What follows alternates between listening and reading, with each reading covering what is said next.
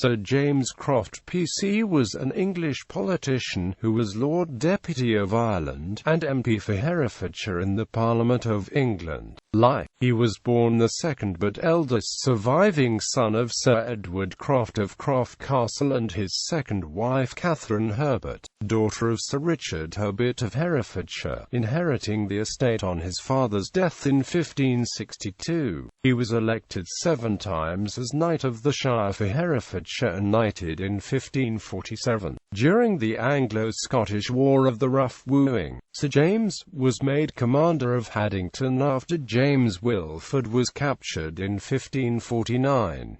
He was appointed Lord Deputy of Ireland on the 23rd of May 1551. There, he effected little beyond gaining for himself the reputation of a conciliatory disposition. On the 21st of December 1551, he rode from Kilmainham to his former enemy Mary of Guise in Scotland, negotiating an exchange of hostages, considering the peace betwixt the king my master and your grace, with the honour that I had of your highness when I was at Haddington, it hath made me the bolder to become an humble suitor to your grace. Quote, in January 1552, he was commissioned to look into the state of mining in Ireland and a controversy between the miners Robert Record and Jacob Goodenfinger. He acquired Tintern Abbey, which later passed to the Colclough baronets. Croft was all his life a double dealer. He was imprisoned in the Tower at the accession of Mary, for his support of Lady Jane Grey. He had been arrested by an officer of the Council of Wales on the 21st of February 1553.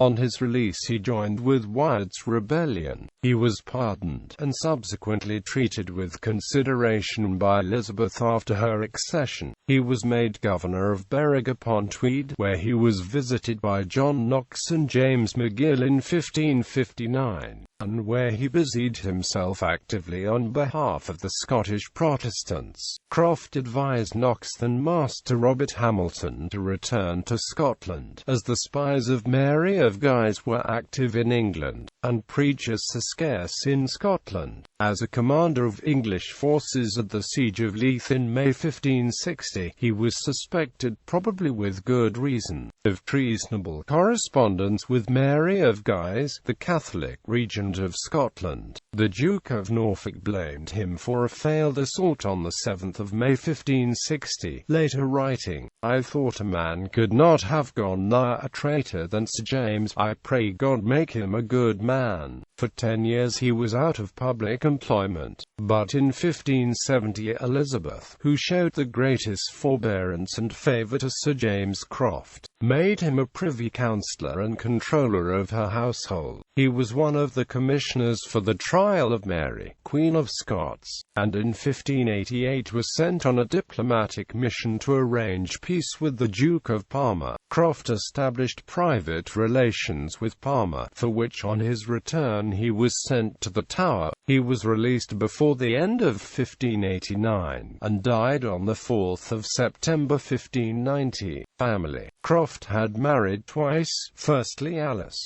daughter of Richard Warncombe of Ivington in Leominster and widow of William Wigmore of Shobden, with whom he had 3 sons and 4 daughters, and secondly Catherine, the daughter of Edward Blunt. His eldest son, Edward, was put on his trial in 1589 on the curious charge of having contrived the death of Robert Dudley, 1st Earl of Leicester, by witchcraft, in revenge for the Earl's supposed hostility to Sir James Croft. A younger son of Edward was Sir Herbert Croft, whose son Herbert Croft was Bishop of Hereford.